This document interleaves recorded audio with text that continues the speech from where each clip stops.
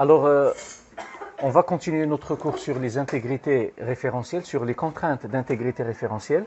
Nous avons vu dans le cours précédent les contraintes d'intégrité référentielle, à quoi ils servent. On a dit qu'ils servent à gérer la cohérence de la base de données, à garantir la cohérence de la base de données.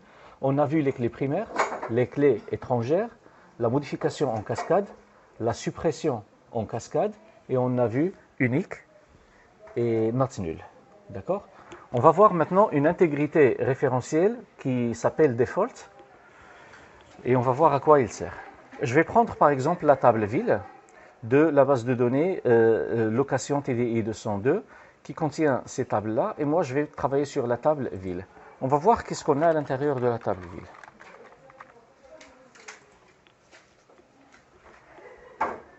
Alors la table ville contient le ID de la ville, le libellé et le ID de la région.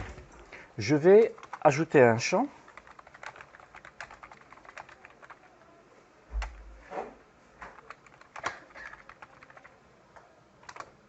Je vais ajouter le champ payé dans la table ville. D'accord ? Voilà, maintenant dans ma ville, j'ai ces payés-là. Donc je m'en fous que les anciens, il va rester bien sûr nul. Moi, je veux maintenant, quand j'insère une nouvelle ville, je veux qu'il soit par défaut au Maroc. Ça veut dire, si je ne donne pas une valeur pour le payer, je veux que le système met le Maroc par défaut. D'accord ? C'est pour ça que je vais ajouter une contrainte, alter table ville, et je vais faire add constraint. Je vais l'appeler df payé, default, Maroc, for payé. Qu'est-ce que je l'ai dit dans cette requête? Je l'ai dit, tu vas modifier la table ville et tu vas ajouter une contrainte que tu vas appeler df payé. Cette contrainte, elle est de quelle nature? Default. Nous avons vu la nature primary key.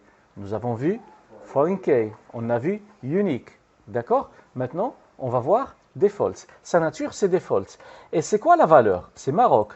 Pour quel champ? Pour le champ payé. Et je peux faire comme ça.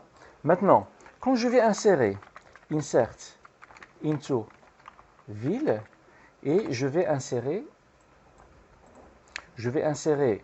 le libellé de la ville et le ID de la région avec les valeurs suivantes. Le libellé de la ville, je vais faire Casablanca et le ID de la région, centre. Est-ce que j'ai saisi le pays? Non. On va voir. Donc, il a affecté une ligne et on va lui demander de nous donner le contenu de la table. Donc, il a inséré, lui, le Maroc à sa place. Maintenant, si j'insère une autre, mais cette fois-ci, je vais lui donner le pays. Et je vais faire ici Paris. Et je vais faire France. Donc là, est-ce que je l'ai donné une valeur pour le pays? Oui. Donc, il ne va pas utiliser la valeur par défaut, il va utiliser la valeur qu'on lui a donnée.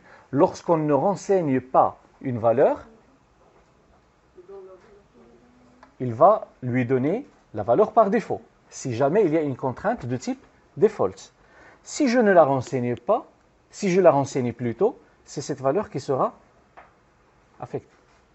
D'accord?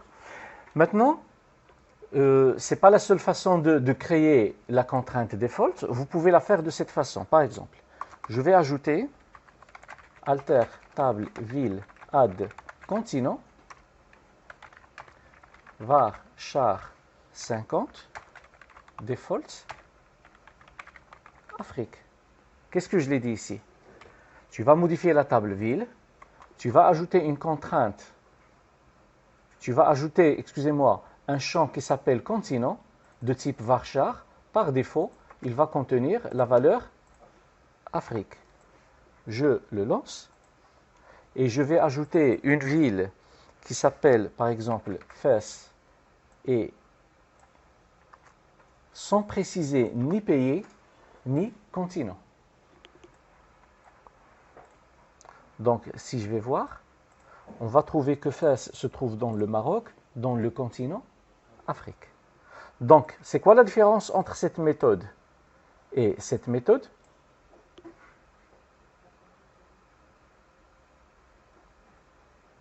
Celle-là, elle est nommée, je l'ai donné un nom, et celle-là, c'est le système qui lui a donné un nom, c'est pas moi. Alors maintenant, je peux venir ici sur ville, et je vais trouver ici les contraintes, et je dois actualiser. Non, excusez, et là, DFPI, c'est celle que j'ai fait moi-même, c'est celle-là. Et puis après, il y a DF, ville, continent, avec un numéro. C'est celle qui a été donnée par le système. Donc moi, personnellement, je préfère celle-là parce que c'est moi qui va lui donner le nom. Ce n'est pas la peine d'aller le chercher si je veux le supprimer. Maintenant, si je veux supprimer cette règle, vous savez comment faire. Alter table ville, groupe, constrainte, quoi? DF, PI. Donc maintenant, si je vais insérer une nouvelle ville qui s'appelle Marrakech,